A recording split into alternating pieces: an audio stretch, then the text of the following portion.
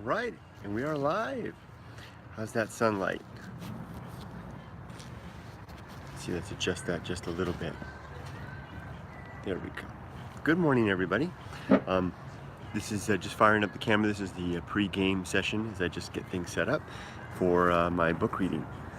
And let me just have a moment here to establish a few things. Let me see if I can send out a link. Hey, Jonathan. See if I can figure this out. Bear with me, we're about 5 minutes early. See if I can find this on my YouTube channel. How's the audio? Can you hear me all right, Jonathan? Oh, hey, there it is. Good, I found it. Okay, let me bring this up here and let me share it on out to all the appropriate venues. Oh, I'm sorry. Sounds perfect. Great. Thanks, Jonathan. Thanks for letting me know. Let me bring that up. Great. Okay, let me just type up on this thing to send this over. My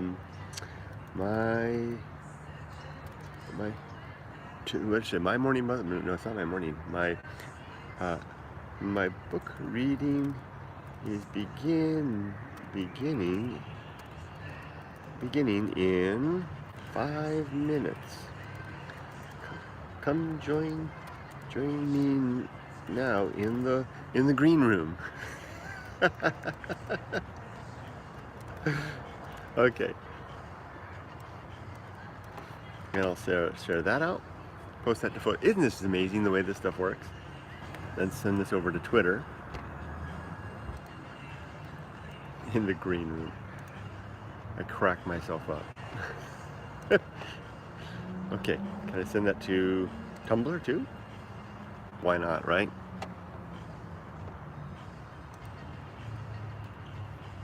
Post to Tumblr, there you go. I don't know where it posted to on Tumblr, but there we go. Okay, that's good. Let me see if I can bring this up in such a way now that I can see I can see the chat. Let's see if I can bring this up in 2 separate windows. Can I break the chat out separately? Pop out chat. Look at that. And then I can put the book on the other thing. Well, what do you know? Look at that. I've got that set up and that set up. I wonder if I move this over just a little further, give a little more real estate. There, I think that's good. All right, let's see if that message went through to Facebook. Excuse me, while I pretty up. Join. Yeah. So silly. Okay, how's my makeup? My mascara running? Okay, we're 3 minutes away. So actually I'm doing this a little bit differently. I'm in the same place at the Marriott Hotel. Oh, cute as always. Thank you very much, Jonathan. I'm here at the Marriott Hotel, which is across the street from where I live, which is very convenient, especially this early in the morning. There's nobody here. I'll show you around.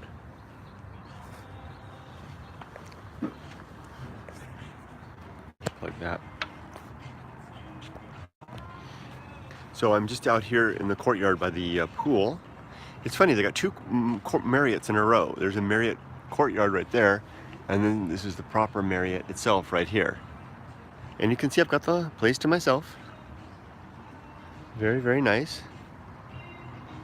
And I live just across the street, right over there, the building right there.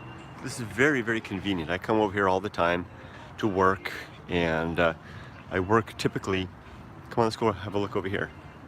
I typically work in here. Sometimes I'll work out here.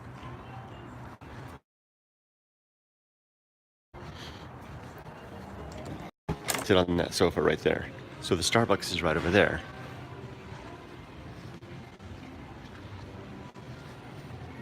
So I'll come over, I'll walk across the street, get my coffee, and then sit over here.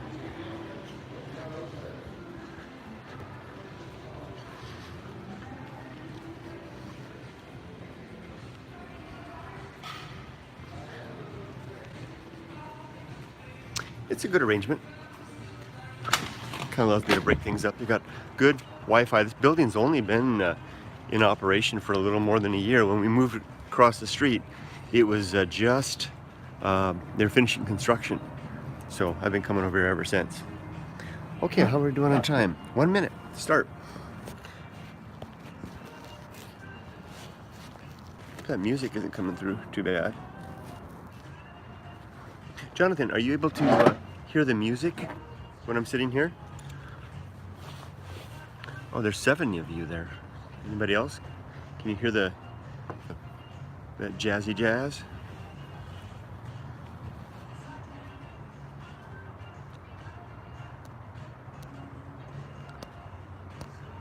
How do you do that? Oh, there it is. Good afternoon from South Devon, England. Hello, Amy Ducky9, Anime Ducky9. Hi. Wow, England. I love it. Oh no, the stream is lagging. Oh, that's probably because I was up and walking around. That'll do that. What a beautiful place. The music from outside? Yeah. I was wondering if it was coming through very much. Glad it wasn't. Okay, so here we go, guys. It is 6:30. Time to start this. So this particular reading, and if I've got this up, then I can see the chat also. Just a second. This particular, oh, I can see that over there. Yeah, just like the car's driving too. Okay, good. So you can hear that too? Oh, that's too bad. Okay, so this particular reading is for the Path of Wildness chapter, which is it's the 3rd chapter. I don't have any book today. I gave them all away. And so I have to read off the computer screen. It's a dilemma I've had lately, not having copies. I'm kind of in a lag zone right now between editions. I'm adding 2 new sections to the book at a suggestion from a friend. One of them is going to be a glossary that I'm calling the cast, and that's going to go up front just after the introduction, and it introduces all the characters and places in the book, things like the Desert Killer, the Muse, places like the Deepwater Wilderness. I just bought your book for my boyfriend's birthday. He loves what? Oh, I hit the report button. No. Sorry, I think I corrected that. He loves going on long solo walks in the British countryside, so I thought it would be perfect for him. I've been a fan since your Japan days. Thank you very much, Anime Ducky. I appreciate it, and I hope your boyfriend likes the book. So the introduction section, of course, is a proper introduction. And then what the book does right now is it jumps right in with a very kind of almost inflammatory chapter called My Muse is a Corpse, which I really struggled with. And that's the chapter that I was reading from last time. That really is like just jumping into the deep end of the pool of the thing. And so a friend of mine who read the book had a suggestion to add a glossary to the beginning that kind of introduces the characters and the places within the book, because all of Going Alone basically takes place within a setting in the desert. There's Siberia Ghost Town, which is quite remote in the middle of nowhere. And then about a 1-hour walk from Siberia straight out into the desert to the north leads you into the edge of what I call the Deepwater Wilderness. Now, nearly all the names are made up. This is all fiction laid upon geography, if you like, and geology. And then within that enormous wilderness area, which is the cover of the book, that's what you see on the cover, that is the Deepwater Wilderness and beyond. And there's places and things that are out there that happen and play a role in the book. Not completely. A lot of this book, like the chapter I'm about to read, or part of the chapter I'm about to read, took place in Japan. So this new section I'm adding, the glossary or cast section, actually identifies the characters within the book and the places. And then I'm going to have a short section about the riding bridge, where so much of the riding actually took place, which is a Route 66 bridge near Siberia Ghost Town, where I would retreat to from initially to get away from the heat in the summertime, to hide in the shade. But over time I began to collect items down there, like a little folding lawn chair and a tripod, and later some chalk to write on the rafters. And it became kind of a writing retreat. And I did a lot of writing down there, especially doing a lot of the writing for the new book. But put all that aside, let's get on to what I want to talk about now, which is I'm not going to read all of it, maybe just a bit of the Path of Wildness. Now there's 2 sections for nearly every chapter in the book. There's 3. There's, of course, a title for the chapter, and I'm calling them sections. There's a title for the section. There's a brief poem, that I like, that I think kind of captures the essence of that chapter or section. Then there is an explanatory section of prose. That was really the hard work of writing to kind of explain what that section is about. And then that's followed by what's called the notes from my muse. And if you're familiar with the book, the muse is that when you kind of have that inspiration that, oh, I've got something to say, and you got something I can write on, and you got to get it down. And if you don't get it out right at that moment, it won't come out. It'll be lost. And so whatever occurred to me during the time that I was writing this book that I felt belonged to this particular chapter, I would then collect into that section there. So the muse writings basically were then written, and then I would think about, what chapter would this belong in? The Going Alone chapter, the Path of Wildness, my God is a little God, my muse is a corpse, whatever the case may be, and I would then segregate it away. And that's the result. So what I have now is I'm going to read a little bit from the Path of Wildness.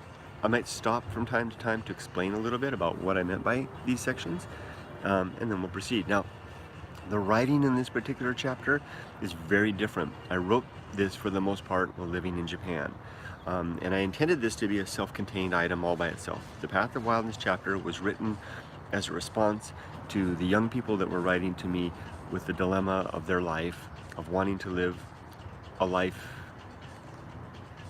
that wasn't just the canned, boxed, follow the ingredients life of, youth, school, career, marriage, family, retirement, death. Wanted to flavor that up in some way, but they just didn't know how to do it. And they would write to me in Japan and ask how that was done. And I kind of wrote this as an explanation. So let's get into it. Have a sip of my coffee. By the way, this was comped to me this morning when I showed up. The manager just gave it to me. Oh, and I just wanted a quick shout out to my daughter who turns 18 this morning. I gave her a hug before bed last night, and said this was my final hug to you as a child. And she'll always be my little girl, but it's a big day. So we have a day ahead of us to celebrate her 18th birthday. So my gals get up late, so I can get all this. That's one of the reasons I do this at 6:30. Oh, there, thank you, Frank. Okay, here we go. The Path of Wildness, or Mustering the Courage to Live. Here's the quote. A major breakthrough of the scientific revolution, perhaps its greatest breakthrough, was to refute the intuition that the universe is saturated with purpose. That's a quote by Steven Pinker.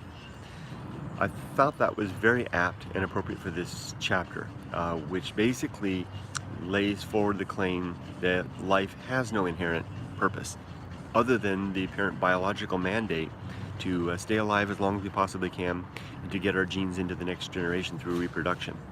Other than that, I can't find, in almost 55 years, I can't find any other apparent purpose in the universe. It doesn't seem to, like I like to say in my videos, there doesn't seem to be any description of what we're here to do written in the stars or apparent in the soils or laid out through time. And we're pretty astonished and amazed by what we see with the genetic code, the complexity of our biology. But all of these things are yielding to the inquiry of science and discovering natural causes for all of this. There doesn't seem to be any real evident mandate from heaven or above for anything else. So that's what I'm trying to lay out first of all, is that it seems like we're on our own. So that's a grave and distinct problem, because that puts the responsibility of making a worthwhile life in our own two hands. Here we go. About this section.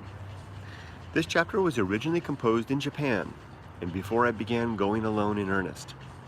I wrote The Path of Wildness in response to the many young people who contacted me during my time as a Japan-based YouTube content creator.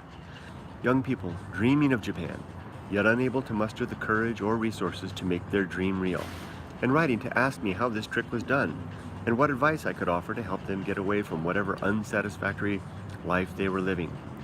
I responded with The Path of Wildness, which is a metaphor for courage and action, and a reminder of the risk of waiting too long, and a challenge and method for getting unstuck. So basically, people would write to me and say, how did you do this? How did you wind up in Japan with a family and a job and having all these adventures? And I would write back and say, there's basically a strategy, which is to recognize your dream and then work really hard to make it happen. It's not very complicated. Um, Yet I tried to get a little more poetic with it. So I came up with this Path of Wildness gimmick, this idea, which is imagining, a place where you're in a making a choice left and right on a thing. Hi, doing good. Thank you very much.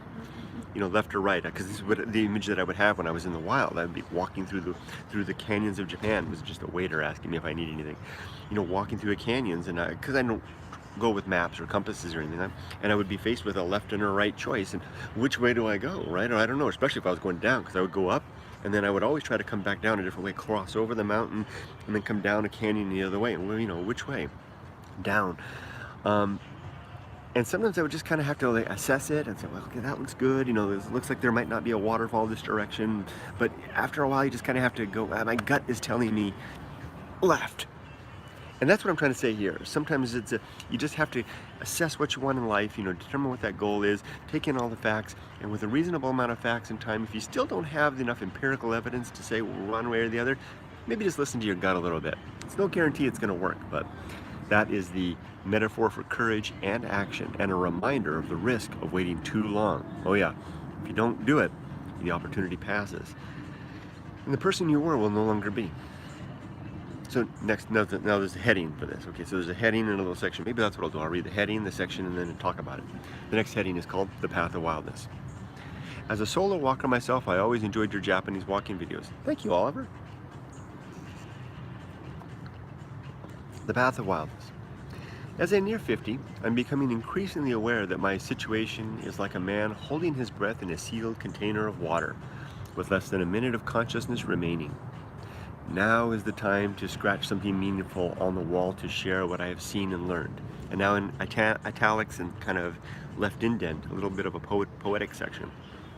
I'll come back to this theme over and over. It's just 5 simple lines. The path of wildness is easy to find. The course of a stream, leaves blown in the wind, a beast's track through the brush, and the direction of our first inclination. And if it looks like I'm borrowing from Japanese haiku, yeah, I am. Although I'm not very good with the 5/7, 4/7, whatever the heck, that rhythm base. I am definitely borrowing from the brevity and the punctuation and the sparsity of poets like Basho in Japan. One more time, because this basically is the essence of it all. The path of wildness is easy to find. The course of a stream, leaves blown in the wind, a beast's track through the brush, and the direction of our first inclination. What I'm basically trying to say there is that wild things tend to have the courage to go because they follow their instinct. And nature seems to move along the course of natural impulse. Organic and inorganic. That's why we have the course of a stream. It kind of just follows the course, the natural course down. Leaves blowing in the wind. A beast tracked through the brush. The beast, I used to find those in Japan, those wild boar hollows. They would go through those abandoned tea fields, and I could crawl down inside, and the tracks that the wild boars would go through in the brush. They just kind of knew the way. And likewise, you and me, if we follow the direction of our first inclination. Okay, now moving back to the prose. The path of wildness is an answer and response to a prescribed way of life, which may leave some individuals with a sense that their living is little more than a series of predetermined, step-like episodes between birth and death. The stages of living between these events, childhood, adolescence, adulthood, parenthood, and senior, are themselves natural and in accord with the needs of the species and most individuals. Many find satisfaction in living this course, and to these individuals, I have little to say. Others, though, long for something more, something innate, genetic, and seemingly calling. Adventure and change can give a degree of satisfaction and relief, yet these may seem too tame and the results often only temporary. To those who feel drawn to something beyond the entertainment and stimulation of senses, I offer a walk along the path of wildness. Don't bother penciling the event into your schedule, preparing a snack with goodies and supplies, or even inviting a friend along. For this experience is along the course of your first inclination, and you must surely always go alone. So again, back to that idea of the episodes of life, right? And there's a lot of us that are fine with that, and in fact, we want nothing more. And maybe we're even a little intimidated and afraid of anything more. So we simply go along those courses. My message is for those who are interested in otherwise, right? Who are saying, in this long decades, these potential 7 or 8 decades of life, what more can I add to that mix? What other ingredients can I have? And some things such as adventure and change can give a degree of satisfaction for that. But even these can seem a little bit too tame. If some of you were describing your, like Oliver, you said it as a solo walker, you may have discovered that sometimes those adventures alone aren't quite enough. There's something very satisfying to them, but maybe something more. And that's where the Path of Wildness can come in terms of maybe taking us to a level beyond the more pedestrian pursuits of our life, even the more sanctioned events such as adventure, something further, something deeper. Again, coming back to that theme of the universe not having an inherent purpose for us, and finding the need to create that on our own. That's the goal. Now let me go ahead and see some comments here. Happy birthday to Emily. And Jonathan says, with almost everything, your gut is right a lot of times with people and situations. Yeah, Jonathan, I found that to be the case. Sometimes it ain't. I've had lots of times in Japan that my gut has led me to go right instead of left, or vice versa, and I wind up at the edge of a waterfall, peering over the edge. And some people die as a result of those consequences. But it doesn't mean that methodology, as you know, is not sound or does not have its purpose, but it needs to be used with caution. It's because there is danger involved. Okay, let's move on down. The next heading is the problem. Life has no apparent meaning. Now this next section is a little bit wordy and kind of, I'm heavily influenced by the 19th century dark romance authors, Nathaniel Hawthorne, of course, Herman Melville, and then also the Transcendentalists, Emerson, Thoreau, and the like. And I sometimes, allow myself to wander deep within their writing style, which is these long paragraph level long sentences, with lots of semicolons and hyphens, and this one kind of got away from me, so bear with me. Here, I'll need a sip. The heading again: the problem. Life has no apparent meaning. And this really is the crux of the whole situation, and probably the most controversial point I'll make in the book. My adventure videos on YouTube have produced a steady stream of email from people who tell me about the dreams they can't quite bring themselves to live, and their fear of being alone and feeling their lives don't matter. However, nobody ever says it that way, and instead they cloak these worries as simple life anxieties, or blame their trepidation and inaction on various personal or familial infirmities and challenges. So let me just stop for a second. So, I would get these emails from people who would say, I want to live a life of adventure. I have these dreams. And then I would say, well, tell me about it. And they would say, well, there's this, but then I couldn't possibly ever do that. And list off the various reasons why they couldn't possibly do that. They do this to convince themselves these simple facts are the true cause of their churning worry and hesitation. So I like to think that they're doing this to say that it's this list of things that is the cause of the worry. But I had a deeper suspicion. They attempt to avoid a deeper fear, a hidden threat which is more real and threatening to a quality of life than any surface level anxiety. It's a demon of sorts, lurking in the shadows of conscious thought, peeking with knowing eyes in the direction of our mortality, pointing a crooked finger at the hazy terminal point of our life, while offering a suggestive grin that nothing will be found beyond. So that's what I think is the deeper worry, is that there's nothing beyond this. There really is no purpose in life. There is no life after death. And what the hell do you do with that? This thought, along with the weighty implication it bears that life is without inherent meaning, that's the point of the whole thing, no inherent meaning, appears to be the more real and tactile cause of the concern I sometimes read in the words of those who write to me. I never point this out, though, as I suspect they prefer I go along with their bluff and humor them with a response in keeping with their stated concern. So I don't actually say that to people. I actually, I actually imagine that they wanted just me to address their list, right? I do. I want a life of adventure.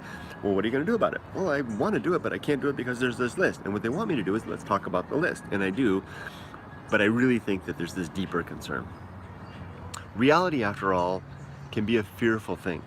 However, I will now attempt a more honest answer, reflective of my own life experience and sincere interactions with others. Now, bear in mind that I wrote these when I was 48, so this was like 7 years ago. Life's changed a lot since then. I think I laid out now the proposition here. The proposition that we want something deep out of life, meaningful out of life. We want meaning out of life and some sense of purpose. And we struggle to find that in the day-to-day. We mask up, we kind of cover up the problem a lot by the distractions of creating career and family and shopping and all those types of things.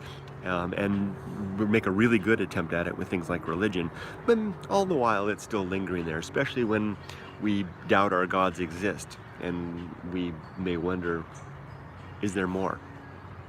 I don't think there is. I don't think there is anything after this. And thus the point of trying to do well and do good and make meaning in life in this time that we have. Here's another paragraph right here. I think this is the part where it gets a little touchy-feely. This light and living we now know offers a stark contrast to the nothingness we intuitively sense existed before our birth, and the same nothingness we fear a return to after life is done. Remember that nothingness? Remember what it was like before you were born? Neither do I. I think that's what we're headed to. In fact, this fear is far worse than a return to nothingness, as we are each capable of holding a vision of hell in our minds more terrible and real than the worst damnation preached from any austere and authoritative pulpit. Well, Kurt, I don't know if that's the case. I mean, an eternity in hell is probably far worse than an eternity of nothing, right? But still, this greater terror is our sense that the universe can get along without us, that our life and living are of little consequence in any way, and that our best efforts will account for little beyond the temporary comfort given to the handful of individuals we share and interact with, before death takes us away utterly, permanently, and forever. This is the real terror so many struggle to avoid, which reason and honest inquiry coldly reveal as true, an abject fear of ultimate insignificance and meaninglessness in the face of the curious fact of temporary life in an otherwise lifeless universe. I need a breath. Okay, so there's the whole thing right there, right? The fear that not only is life without apparent meaning, but the universe would get on just fine without us. I mean, to borrow from a recent debate that I heard, which a scientist was describing, the universe, the observable universe that we see, is 1% of the known universe, and if we, these billions upon billions of galaxies and stars, if we could just eliminate that, everything you can see in the potential night sky and beyond, there would still be 99% of the universe left. We would barely touch the universe. So if there's ever any punctuation mark on the insignificance of our mere existence, that fact alone certainly does it. Now, this is in some ways, and it's a little embarrassing to read this stuff and talk about this, because it feels very sophomoric. It's like, what I mean by that is, the freshman, sophomore year of college, when you first start studying philosophy and you're exposed to these concepts and you get that nihilistic, I'm down to 20% battery, I better plug in. And you're down to, and you suddenly realize that the universe may indeed have no great scheme for you. And then you go, it's all for nothing, right? And that's kind of and you kind of get over it, right? We do. But I don't think that's necessarily a juvenile or an immature observation or thought. I think it's a very profound one, and I think it's a shame that we get over it in some ways. I think we get over it because we don't want to live with that, and so we cover it up with job, work, family, and most notably religion to make the emptiness go away, the great indifference they call it. Let me see if I answer some questions before I go on to the next paragraph. Let's see.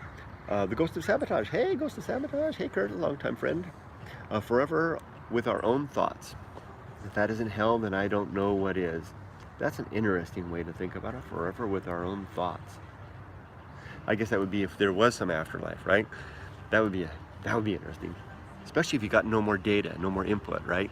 And you're just stuck with with what you know. I'm getting touchy and feely after that. Okay, Jonathan, keep it PG, okay? Good thing this camera's one way. Okay, let's go on. Next paragraph. I don't understand why the thought of death, real death, absolute death, with no chance of recovery, salvation, or continuation, is more tolerable to some than others.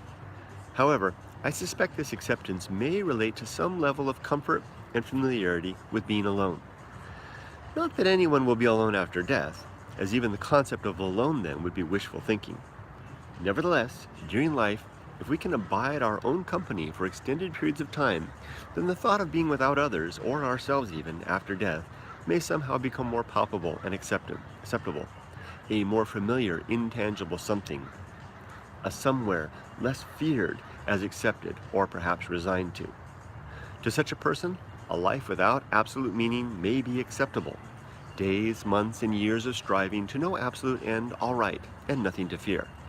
To such an individual, the journey itself becomes its own purpose, the momentary satisfaction and good feelings connected with virtue their own worthy end, where virtue is defined simply as the pursuit of objective well-being for ourselves and others. A lot wrapped up in there.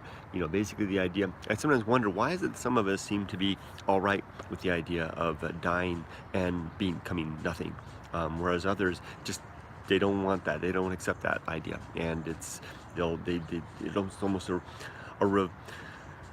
it's almost a revolting thought. That's not the right word, but you get what I mean. Some people are like, I can't believe it, and they won't even entertain the idea. The others, like I was talking to my friend the other day, and we were talking about this very topic, and I said, you know, what about the idea of, you know, because he's a non-believer like me, of nothing after death, and you know, isn't that unsettling to you? And he basically responded. He said, well, I won't know. You know, so it'll be just like that time before death, right? So the question was, why are some people seemingly uncomfortable like that, like my friend, while those others kind of rebel against that? And my suspicion here, not well tested or necessarily borne out, is that people who are comfortable being alone seem to be more at ease with the idea of being alone with nothing and being nothing for the eternity that will remain after death. And to such people, by extension, a life without absolute meaning could be acceptable, as long as you can find some substitute, a worthwhile substitute, to fill in its place. And I suggest that substitute here with the life of meaning, of virtue, where I define virtue as the improvement of well-being for as many as possible. Okay, death then offers no transition, but is seen as a simple final stop, a period and ending of effort, and of striving, and of reflection towards understanding, which yields nothing more than the transitory and ultimately meaningless gain to ourselves and those to follow. But is this a bad thing? If yes, then it's understandable that many protest, recoil, and fly from such thoughts. So death is all right, because the end in itself is the virtuous life. And I'm suggesting then to some, that's not enough, that's not okay, and that's why they say no. Whereas for others, someone like me, for example, I would say that end is enough. If I've lived a virtuous day, then it is a good time to die. That is sufficient. And I haven't yet really given examples or good definition of virtue, but that's coming. Maybe not in this video, though. And I said that, okay, but if no, then our breathing can relax and we can measure each inhalation as one of the few we get. Okay, if we're not upset or rebelling against that idea that a life of inherent meaning. If no, then our breathing can relax and we can measure each inhalation as one of the few we get, and use the fuel of living to move our body and activate our brain in such a way as to create our own meaning in these passing moments, and to pursue objective goodness in the willful expression of perceived best ends. I was dancing away as the staff were coming by, so I kind of lost track of what I was saying there. The idea is that if we're okay with this, then we can breathe easy and find satisfaction in the purposeful movement and choices and events throughout the day, as insignificant as they may be, as long as they're in the pursuit of virtue. To pursue the objective goodness in the willful expression of perceived best ends. Okay, I'm gonna stop for a second and see what the comments are. Speaking of death, this is the Ghost of Saboteur. Speaking of death, how is life for you, Kurt? Life's good. Best it's ever been. Every decade just keeps getting better. I'm sure that'll stop soon. You know, that's a, you know, it's a bell-shaped curve, right? I am on the other end. It's going downhill fast. Accepting suffering, I think. Yes, Jonathan, and not becoming corrupt. Yeah, that's important. Afterlife or nit, it'd be fun finding out. You know, well, maybe if we're on the wrong side of that, right? What some people view the afterlife to be, it won't be that fun. But I see what you mean. Yeah, I will enjoy fun. I hope there's something more to discover.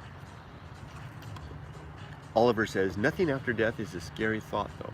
I can't even grasp the idea of death being blank sleep with no more existence of time and whatnot. For me, Oliver, I just imagine what it was like before I was alive, right? I think that's just what it's going to be again. I made it to the live reading. Hello, Jelena. Is that my friend in Kansas? And I'm glad you're here. I'm sorry, I had a hard time pronouncing your name. And Jonathan says, I have a feeling Kurt is an A-star dancer in his private life. Yeah, it's starting to get some activity around the hotel. People are meandering around. Little boy just walked past. He looked at me like this. He kind of came, looked at the pool, then turned around and off he went. Okay, let's continue a little further. How are we doing? We're in half an hour in, so I think I'm going to go a few more into this. How's the battery doing? About halfway. Not too much longer. Next chapter, next paragraph. So what words can I say to those who write to me asking my thoughts regarding their worthy dilemmas? That worthy dilemmas are, you know, I'm 23 years old, I've just finished college, I want a life of adventure, but I got this list. That's the dilemma. When my suspicion tells me their real concern is actually a fear of their own unimportance and the utter finality of death. So I got this dilemma. They're writing to me, they're telling me about their list, but I'm thinking, I think you've got a deeper issue. You know, who am I? Professor Kurt, right? You know, I don't know. What do I know? So I don't say that stuff. So instead I wrote this instead. When my suspicion tells me their real concern is actually a fear of their own unimportance and the utter finality of death. In most cases, I will engage their most direct questions and give the best answer and suggestion I can. The list. I can, given my untrained and uncredentialed qualifications. Excuse me. I wish, though, that I could speak to them more plainly and tell them, pardon me, goodness gracious, it's not even caffeinated mocha. I wish, though, that I could speak to them more plainly and tell them that their deeper fears are real, and then ask them to explain their terror for my own benefit. Kind of like you were saying, Oliver, about the nothing after death is just a scary thought. I would love to have a chat with you and hear more about why you think that. That's exactly what that was referring to. For my own benefit, and then hear my claims, which I hope may benefit them. Perhaps then we could both gain from a more honest and humane inquiry and inquisition, not that kind of inquisition, into facts than any civilized, perhaps then we could both gain from a more honest and humane inquiry and inquisition into facts than any civilized, restrained, or judicial discourse could provide. For my part, I am now prepared to lay my humble case before any who may care to hear. Gee, what a sentence. Could put me in the Lyceum, and sometimes my own writing makes me, you know. Okay, anything else? Okay, here we go. The next heading, opportunity, available light. This is again where it gets touchy-feely. I know there's a really touchy-feely section in here. I'm not sure where it is though. Mind is an instantiation of consciousness, formed of energy, organized within the brain along pathways designed of genetics, and molded through the unique living of each individual. There's a sentence. So remember, what I'm saying is, this is the available light. This is the concept of available light. Available light is these opportunities, these moments that we have when we're alive, when we can actually have the chance to, use our hands and feet and our brain to actually do something good. And I'm trying to describe here that mind instantiation, this thing that comes into existence, it's an instantiation of consciousness formed of energy. I'm just trying to see all the neural pathways in our brain energized through our food and consumption and the fuel of our bodies, designed of genetics, and molded through the unique living of each individual. So there's nature and nurture all right there, that all that forms together to create this one individual that we are. There is no soul in the sense of any transcendental or eternal. In the sense of anything, there is no soul in the sense of anything transcendental or eternal. That's a heavy sentence. I've got no evidence to back that up, other than the fact that I haven't found any evidence to back that up, to back up the opposite claim that there is. The fact that our materials and energy are everlasting, having been used by others before us and destined for reuse by the yet unborn, is testament to the fact that our person is temporary and ephemeral. So we are here for just a while. That's a fact. We are individually and collectively a brief, dim, and fast-fading spark and flash of material and energy in the darkening night of the universe. Wow. I like that one. I like that, not because it's my own writing. I like it because it captures that idea that, bang, we're here for a moment. Like I just suddenly, we're waking into this, what the hell? And then we're going to be here and fading again in that bell-shaped curve on the way down. Going to be out of here before I know it. Bam, we're going to be gone. In this fact, we discover both our dilemma and great potential. The challenge being to remain upright in the face of our utter, fleeting insignificance, while engaging whatever meek will we can muster towards observation, reflection, and art, will the light and sound of the universe wash across our senses. So here we have that chance to stand upright, to be strong, to take courageous steps, to be bold in our decisions, and to move forward in that brief period of time when the light is coming across and washing through the senses. And how nice to have the sun just blasting through like that right now. Oh, isn't that great? Let's just move over a little bit. Let's enjoy that. Let's see, I've a couple of comments here. We'll go. Did my computer die? That's it. It looks like the computer has gone dead. Battery went dead. Well, I guess that's a good enough time as any to stop. Somebody asked, the last comment that was is the book popular? Not necessarily. I don't sell very many copies, but I'm not trying to market it very much either. So it's energy, what you put in and what you get out. Ooh, I like that sunrise right there. Might be if I try to market it more. Certainly it's popular in terms of giving it away. I give a lot of copies away. So marketing efforts will begin. I'm going to try to do more marketing in the future. I'll try to get it in more. It's in one bookstore. I'll try to get it in more bookstores. Mostly I'm still working on the editing, and I'm kind of involved with the second book as well, which is okay with me if I spend this time, these years writing the books and then spending later time trying to market it more. I will, the more important effort is to do the writing while the muse is speaking to me, and then the marketing, which is more like to say that word again, it's a more pedestrian, standard affair. I'll do that as time permits, or not.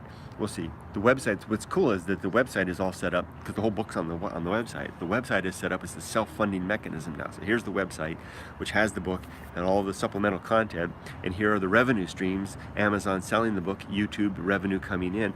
All that money from Amazon and YouTube filter into a central bank account that then feeds the website, right? It funds the website. So it's a self-perpetuating process. Now, of course, I know it won't last too long after I'm dead, but it's kind of neat to have that all set up on its own. And then whatever copies I get out there. But more importantly is just these videos. For whatever it's worth, I could be completely off base with all of these little ideas and suppositions.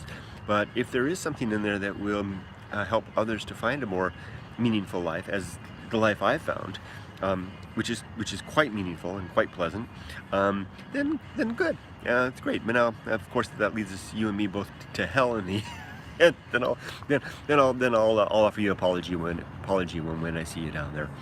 And probably big finishing with a reference to hell is probably a good way to finish the video. I had an interesting talk with a friend this week. We were talking about that, and she's a Christian, and so we were talking about that very thought. And I mentioned that that I would be in hell because we were having, I can't remember the context of the conversation. I would be in hell, and she turned to me and she said, "But you don't believe in hell?" And I said, "Yeah, that's right." So it was interesting because the concept of saying that I would go there was like trying to insert myself into her worldview. But when she reminded me that I don't believe it, and it didn't take it seriously. It's not like and it's not a fearful thing, because when I said that I'll be in hell, it's almost like saying, I'll be in Disneyland or something, or not. That's not a good example. It's like I'll be in Narnia or something like that, right? It's like talking about some fictitious thing that never really ever gets taken seriously. It's not a serious concern or even a serious thought in my mind. It's more like an entertaining, not even entertaining, because it concerns me because so many people take it seriously and live under that constant threat in their lives. But then when she reminded me of that, but you don't believe in it, and that's right, I don't believe in it, and so it's not something that I fear, and it's a great thing to be liberated of that, because when I was a believer, that was something I was afraid of, and it did color and influence my every decision in my very life, especially the idea of an afterlife, that there was a repository. I could build up a repository of a cache of meaning and goodness that I could cash in on at a later stage, and therefore not deal with the issues of the present life. And now that that's gone, that option's gone, that's made all the difference as well, because I deal with the things now. I don't let those things simply hold off for another life. I will be hiking in Siberia, where you film, in a week. You will? Is that, hold on, Jaden, you're going to be in Siberia? Wow, amazing. Well, when are you going to be there? I might be out there on Friday, but not that I hear the going alone. Let's meet. Poetic, real, I love it. Oh, thank you. Don't fear the Reaper. This is such a good live stream. Well, thank you guys. I appreciate that. Anyway, that keeps going away. Jaden, if you're going to be in Siberia, send me an email. Softypapa at goingalone.org. SOFTYPAPA at goingalone, one word, .org. Like to talk to you about that, and it's an interesting prospect, fascinating. You may be the first to go there, since I'm imagining that you may. Did you plan this as a result of hearing about it through me? If so, then you would be the first to do so, I believe. Anyway, yeah. And if you're coming through the Los Angeles area, let me know. I've VIP trip with Kurt. Oh wow. It would. I have a regret. The regret is that sometimes folks come through the area, Los Angeles, and I let life get in the way of me meeting them. Most notably, a good friend of mine over the years, Black Cat, was here this summer, and I missed the chance to see him, and I really regret that. And one of my resolutions is that I won't miss that opportunity. If you're going to be in the area of Los Angeles, remember, Los Angeles is enormous, right? And it's at all possible. Let me know. I would love to get together with you and have a coffee or a beer and chat. And with that, everybody, at 49 minutes, I'm going to go ahead and sign off. Sorry I had to finish the chapter midstream, but hey, that's what happens sometimes, right? Okay. All right, everybody, you have a wonderful day. Make it a good life. And, well, that's how I usually end. Make it a good life. Take care until next month.